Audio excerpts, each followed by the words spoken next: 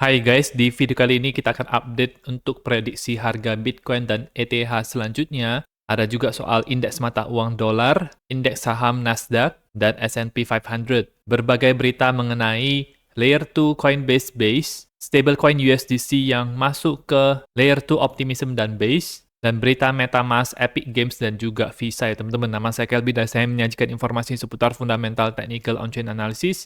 Klik like, subscribe, gunakan link-link yang ada di deskripsi untuk mendukung channel saya. Kita akan melihat Bitcoin di time frame daily-nya. Kemarin itu close dengan merah, tetapi ada wick yang cukup panjang di sini. Kemudian hari ini ada sedikit kenaikan. Belum ada perubahan yang terlalu berarti di RSI dan di MACD-nya. Harga itu tampaknya itu dia respect kepada parallel channel ini.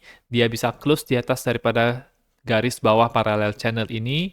Asalkan dia bisa bertahan di atas garis ini, maka dia akan ada potensi untuk ke atas dan mungkin meretest di daerah sini, daerah 26.900-an. Tetapi kalau misalnya kita lihat dari pergerakan harganya, ini masih dalam posisi sideways ya teman-teman, mungkin akan bisa ke daerah 25.200 terlebih dahulu, meretest di situ. Apakah ada buying pressure ketika dia meretest 25.200 lagi? Kalau misalnya 25.200 itu gagal, maka dia ada kemungkinan untuk ke kotak warna hijau ini itu di 22.000 sampai 24.000. Dan hal ini mungkin bisa juga terjadi jika ada berita FUD, maka harga bisa dimanipulasi oleh whale sehingga untuk melikuidasi orang-orang yang ngelong di sini dan bisa menjadi low yang terakhir sebelum Bitcoin siap-siap ke atas ya teman-teman. Karena di bulan Oktober itu merupakan bulan yang biasanya bullish, sehingga skenario seperti ini, kemudian di bulan September dia bottom, dan di bulan Oktober dia itu mulai naik lagi, maka itu akan cukup masuk akal. Untuk ETH, dia masih di dalam pola ascending triangle yang cukup besar ini, dan dekat sekali dengan daerah support bawah ini.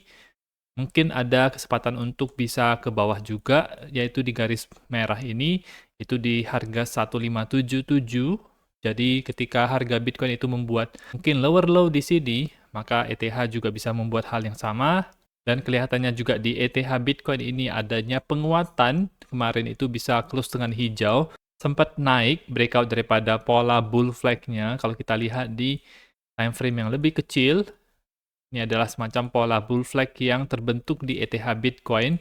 Berhasil naik ke atas dan masih ada potensi naik ke atas. Dan kalau kita lihat ini dia membentuk pola inverse head and shoulders. Ini adalah shoulder kiri, kemudian head, dan ini adalah shoulder kanannya. Namun konfirmasi bullish untuk ETH Bitcoin di time frame yang lebih besarnya, dia harus melewati daerah 0,064, yaitu garis yang berada di sini. Menembus neckline-nya, kemudian dia bisa ke daerah yang lebih tinggi, yaitu ke daerah 0,068 di daerah sini. Untuk indeks mata uang dolar, dia mengalami kenaikan kemarin, hari ini juga mengalami kenaikan. Tampaknya dia sudah dalam proses memuncak, jadi ada potensi untuk terjadi pembalikan arah. Kita lihat kalau ketika dia membuat higher high di sini, itu dia ada bearish divergence, lower high di RSI-nya, sehingga membentuk bearish divergence di RSI-nya. Sama seperti yang dia lakukan di bulan Juni dan bulan Maret, itu juga dalam posisi yang sama. Jadi ada higher high, tetapi muncul bearish divergence di RSI-nya. Nah, seperti itulah kemungkinan dia akan memuncak. Skenario yang selanjutnya adalah dia mungkin bisa turun dari sini, kemudian naik lagi sekali lagi seperti ini, sehingga nanti kelihatan di sini itu ada bearish divergence untuk di 3 titik. Nah, itu akan lebih kuat lagi konfirmasinya dan lebih besar peluang atau probabilitasnya bahwa dia akan turun dari situ ya teman-teman. Ketika dia turun ini, maka akan bagus untuk Bitcoin dan saham. Tapi untuk saat ini, itu dia masih bisa ada kemungkinan untuk naik lagi. Jadi kita perlu waspadai karena kemarin ketika dia berada di bawah garis uptrend ini ya teman-teman, yang warna merah ini, ketika dia bawah ini, mungkin sudah terjadi breakdown ke bawah, tetapi tiba-tiba dia bisa naik lagi masuk ke sini dan mencoba untuk kembali lagi di atas garis ini, ternyata berhasil. Dia sekarang berada di atas garis, jadi masih berada di dalam daerah uptrend ini meskipun sudah lebih lemah dibandingkan dengan yang sebelumnya. Yang sebelumnya itu dia tidak pernah break daripada garis uptrend ini, selalu berada di mendaki garis ini, tapi ini adalah kegagalan yang pertama menunjukkan adanya perlemahan di indeks mata uang dolar. Dan ini mendukung kalau Bitcoin itu akan segera bottom. Bisa saja mungkin sudah bottom, tetapi juga ada kemungkinan dia masih bisa ke 25.200 dan ke kotak warna hijau ini.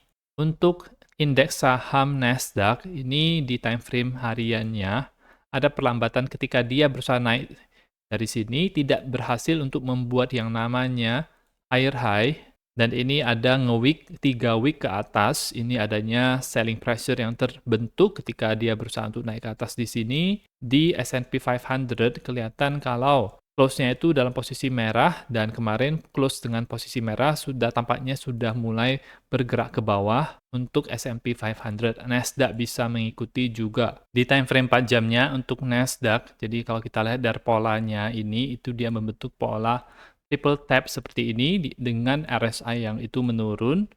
Jadi ini adalah semacam pola reversal, dan asalkan dia itu tidak membuat higher high, maka itu tidak akan naik lagi, karena sekarang dia posisinya membuat lower high. Kecuali dia bisa menembus daerah ini 15643, maka dia akan bullish lagi. Itu bisa membuat Bitcoin bullish.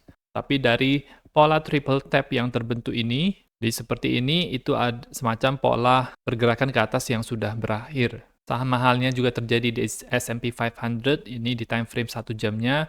Jadi ketika dia membuat higher high di sini, di RSI-nya itu mengalami penurunan. Ada bearish divergence yang cukup jelas. Ini adalah pola triple tap, atau bisa juga dikatakan sebagai rising wedge ya, yang merupakan pola yang bullish, yang bearish biasanya.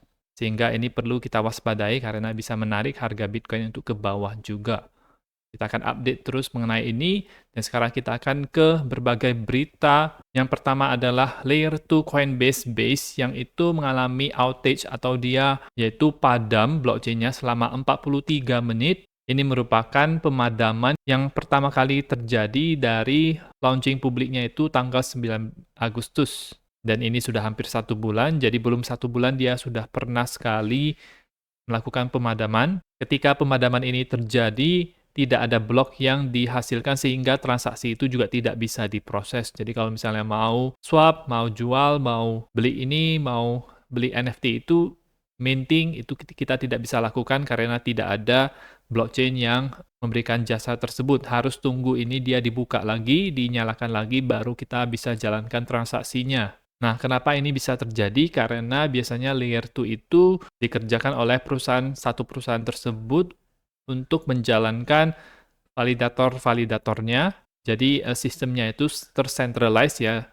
Validator-validatornya itu mereka aja yang pegang, dan sama juga seperti dengan layer 2 yang lainnya seperti Arbitrum One, Optimism, Zcasing, Base, Mantle, Argent, dan apapun itu tidak akan full lancar seperti mainnet Ethereum. Jadi pasti akan ada masa-masa di mana pemadaman itu bisa terjadi. Apakah ada masalah infrastruktur atau masalah programnya, kita tidak tahu. Tetapi bukan berarti layer 2 ini kehilangan masa depannya. Layer 2 tetap merupakan masa depan karena disitulah jaringan transaksi itu bisa kita lakukan dengan biaya yang murah dan waktu yang cepat juga. Sehingga pemadaman seperti ini menurut saya bukan merupakan hal yang terlalu signifikan, asalkan tidak terjadi terlalu lama. Kalau misalnya terlalu lama, 4 jam, 6 jam, seperti yang pernah terjadi di blockchain layer 1 Solana, nah itu lebih bermasalah. Ini 43 menit, memang tidak sebentar, tetapi juga tidak terlalu lama,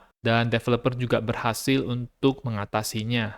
Berbeda dengan Bitcoin dan Ethereum, kedua blockchain tersebut pasti akan jalan terus ya teman-teman, karena dia sifatnya itu decentralized, pasti ada miner, pasti ada validator yang mengamankan jaringannya tersebut. Bukan hanya satu perusahaan saja yang menjalankan validatornya. Berita lain mengenai Circle yang membuat USDC itu dia mendeploy di Layer 2 Optimism, Mainnet, dan Base. Ya, sebelumnya itu terjadi di Arbitrum.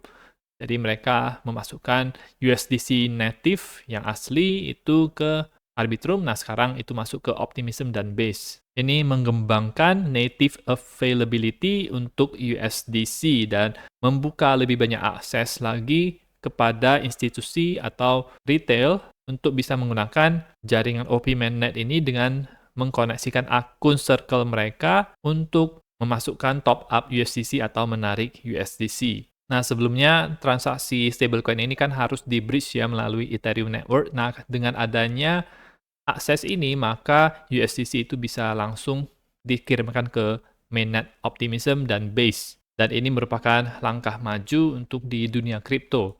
Dan ada berita juga dari MetaMask di mana mereka memberikan fitur cash out di mana kripto-kripto yang ada di wallet MetaMask kita itu akan ada tombol sell-nya. Nah, sell tersebut itu kita bisa cash out, dikirimkan ke bank dan PayPal.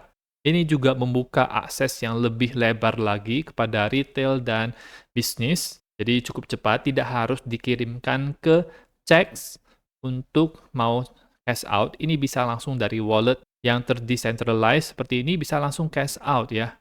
Jadi sangat praktis sekali. Tentu saja ini baru berlaku di Amerika Serikat, Inggris, dan beberapa bagian di Eropa. Dan mereka berencana untuk menambahkan berbagai daerah lagi agar bisa ke seluruh dunia. Ini juga merupakan salah satu langkah maju di dunia kripto. Berita bagus juga ini dari Epic Games, di mana mereka merangkul AI di dalam game-gamenya.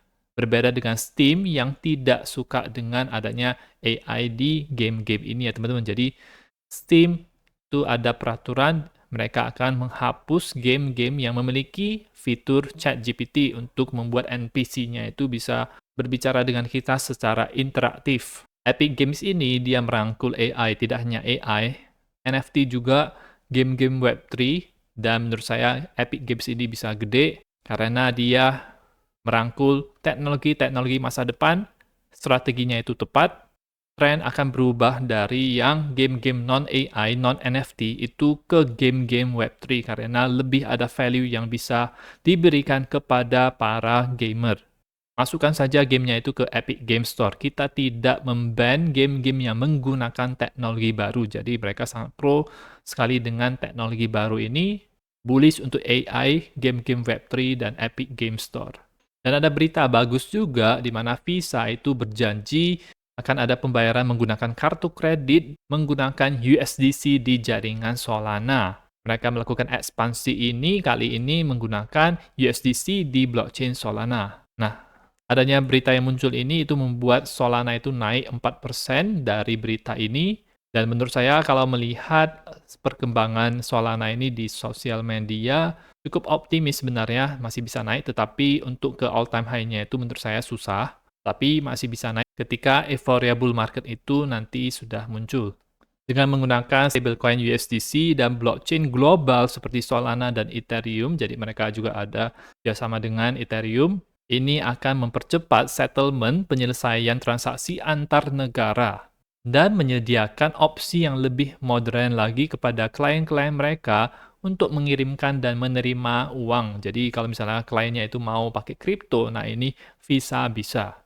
Dan ini adalah berita bagus menurut saya, adopsi kepada kripto itu terus bertambah. Jadi pastikan teman-teman melakukan DCA Bitcoin dan akumulasi koin-koin yang fundamentalnya itu kuat seperti narasi AI, Layer 2, Real Yield, Real World Asset, GameFi, NFT, Metaverse yang menurut saya pasti bisa cuan gede ketika euforia bull market itu kembali lagi ya teman-teman.